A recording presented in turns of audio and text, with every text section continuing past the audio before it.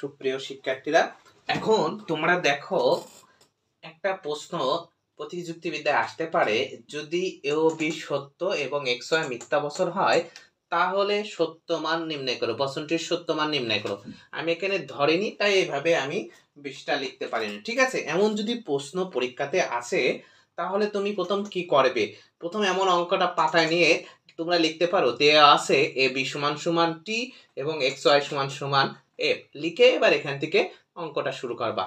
প্রথম কাজ হবে তোমাদের মান বসানো।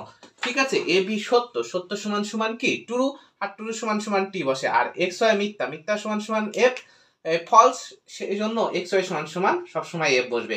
তাহলে প্রথমে এমন লিখে দেবা নেগেশন, প্রথমে মান বসাবা, দ্বিতীয় বন্ধনী, তারপরে আবার নেগেশন, প্রথম বন্ধনী শুরু, এর মান টি ইমপ্লাইজ নেগেশন, এক্স এর মান এফ, প্রথম বন্ধনী ক্লোজ, ভেল, আবার নেগেশন দিবা, প্রথম বন্ধনী শুরু, বি এর মান টি ডট নেগেশন, ওয়াই এর মান এফ, প্রথম বন্ধনী শেষ, দ্বিতীয় বন্ধনী আবার শেষ। এইবার দেখো আমাদের এবার কাজ করতে হবে। ঠিক আছে, এবার আমরা ওই যে সূত্র আছে সেই সূত্রের মাধ্যমে কাজ করতে হবে। আবার নেগেশন দিয়ে রাখলাম, তারপরে দ্বিতীয় বন্ধনী, তারপরে আবার দ্বিতীয় বন্ধনী দেওয়ার পরে আমরা দেখব যে সূত্রটাই যাচ্ছে কি না। সূত্রটা কি ছিল, যে টি ইমপ্লাইজ এফ সমান সমান এফ হয়, আর যাই থাকুক না কেন সেটা টি হয়ে যায়। কিন্তু এখানে দেখো টি ইমপ্লাইজ নেগেশন এফ, এমন কোন সূত্র আমরা পড়িনি। এই কারণে আমরা এই নেগেশনটাকে আগের থেকে উঠিয়ে দেব, উল্টে দেব, নেগেশনের কাজ আগে করে নেব। তাহলে টি ইমপ্লাইজ নেগেশন এফ থাকলে সবসময় বিপরীত হয়, তাই টি হয়ে গেল। তারপরে আবার প্রথম বন্ধনী ক্লোজ, তারপরে ভেল, তারপরে আবার নেগেশন রেখে দিলাম, তারপরে প্রথম বন্ধনী শুরু, টি ডট নেগেশন এফ আছে তাই উল্টে যে টি হয়ে গেল। সবসময় বিপরীত হয়, নেগেশন থাকলে সবসময় সেটা বিপরীত হয়।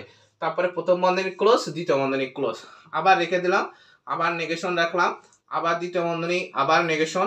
এবার টি ইমপ্লাইজ টি, প্রথম বন্ধনীর কাজগুলো সর্বদাই আগে করে নেব। টি ইমপ্লাইজ টিতে টি হয়, কারণ আমরা জানি টি ইমপ্লাইজ এফ এ এফ হয়, আর পৃথিবীতে যেমনই থাক টি হয়ে যাবে। এবারে দেখো এখানে টি ভের নেগেশন রেখে দিলাম, টি ডট টিতে টি হয়। এই যে আমরা দ্বিতীয় বন্ধনী, প্রথম বন্ধনী কাজ হয়ে গেছে তাই উঠিয়ে দিয়েছি, তারপরে আবার রাখলাম, আবার নেগেশনটা রেখে দিলাম। আবার এমন কোন আমরা সূত্র পাই না, আমরা সূত্র পড়েছিলাম এমন এফ ভেল এফ ইকুয়াল টু এফ হয়, আর যেমনই থাক না কেন সেটা টি হয়ে যাবে। সংক্ষিপ্ত সূত্র যেভাবে মুখস্থ করেছি আমরা সংক্ষিপ্ত ভাবে। তাহলে এখানে কিন্তু নেগেশন আছে, তাহলে নেগেশনটা আগে আমরা উঠিয়ে দেব, অর্থাৎ কাজ করে নেব।